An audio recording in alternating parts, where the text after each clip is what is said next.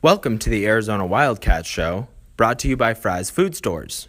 Arizona basketball coach Sean Miller met with the media on Wednesday and talked about the Wildcats' 2016 non-conference schedule. Here's what he had to say.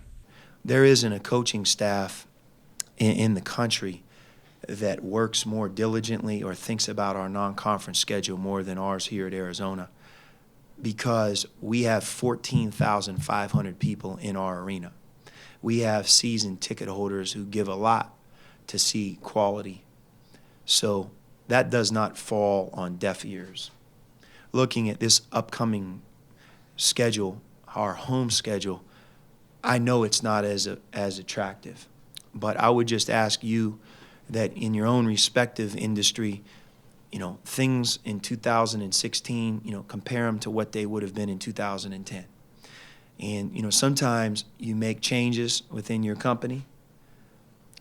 Sometimes you take more of a wait-and-see approach. But you can't compare now to then in a lot of things in our world. And non-conference scheduling in college basketball is at the top of the list. Being more specific, we really tried to stay in the game of playing home and away series as much as we could. But the top flight of college basketball is playing less home and away series now and more neutral games. So we took a wait-and-see approach, and as we did that, as you look at this year's home slate, it might not be as attractive as we would like. But I will tell you this, our overall non-conference schedule will be as challenging as about any one that we've had here. We play Michigan State in Hawaii. We're finalizing Texas A&M in Houston. We play Gonzaga in L.A. in the Staples Center. We're at Missouri. When we scheduled that game, they were a 2 seed. We play New Mexico at home. I know those of you who followed that series, it's been a long time since we've rekindled that rivalry, and I'm anxious to do so. And as always, Grand Canyon, when I say that name, our fans are probably learning about it, but Dan Marley has done an incredible job. If you look at their RPI, you look at the success of their team, who they're welcoming back, that's going to be a really challenging game for us, as will Irvine. So we also are in an exempt tournament where we're going to play either Butler or Vanderbilt, Santa Clara. So I just named about 6 games. Unfortunately for us, they're not necessarily at home, but they represent very good opportunities. That coupled with the strength of the Pac-12, we do play 9 Pac-12 games at home.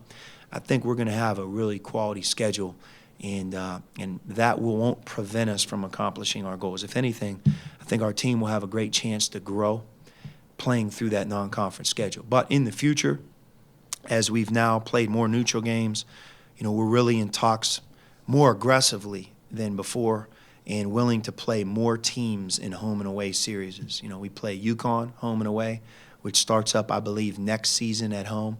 We just signed up with Baylor, which will be in home and away. And we're really asking some of our television partners to help us get these home and away series, because our fans deserve the marquee home games. I know that. And just like we played the last several years, a few years ago with Michigan and Gonzaga being a 1 seed, I think at the time, or a 2 seed, we look forward to that day returning. So it's not as if this is just sometimes when things change, you can't get it right year in and year out. I wish we had maybe a couple more slated towards McHale, but we're fast moving back to that in the future. So based on what feelings about the neutral sites and tournaments? I wish that we could stay with the same model that we had, where maybe you play an exempt tournament, get your feet wet with the neutral sites, and then play more traditional home and away series. And but that's really not what's happening. And when that doesn't happen, that takes away opportunities, and I think forces you to adapt. And winning a game on a neutral court, you get more value than winning it at home. Not as much value as playing on a true, road venue. So as long as that team is quality, I think there's a lot to be said for it. I think what the coaches who do it a lot have said, that's how we're judged in March, how we do on a neutral court. So let's get used to that feeling. It sounds like from what you and Ryan Reynolds have said, if you wanted to tweak up next year's schedule, you had to play neutral. I mean, you couldn't find anybody. I mean, was it too late to get anybody else in here to start on? Yeah, that made sense because, with home series, you have to also travel to that site. For example, next year we're playing in the Battle of Atlantis, which is a great exempt tournament, but it's going to require a lot of travel headed that direction. Just like this year playing Michigan State in Hawaii, that requires a lot of travel this direction. And we want to have balance with the travel because, number one, our players are going to school, and number two, there's travel within our own conference. So I think having that balance so that when you enter March, that you're as fresh as you need to be. And that's the one thing about this year's team. We didn't enter March, in my opinion, as revved up, as fresh-minded, physically, mentally as we had been. And I think we're looking at different things to maybe get back to being that team. Could you ever see a point where conference or the non-conference schedule reaches you're only going to be playing neutral sites? No.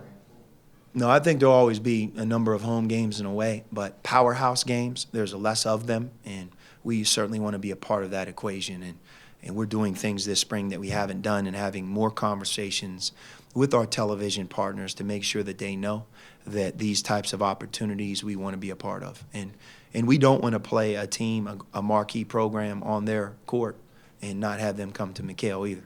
So that's the other part. Try this matchup. Low prices and faster checkout. You can count on it at Fry's.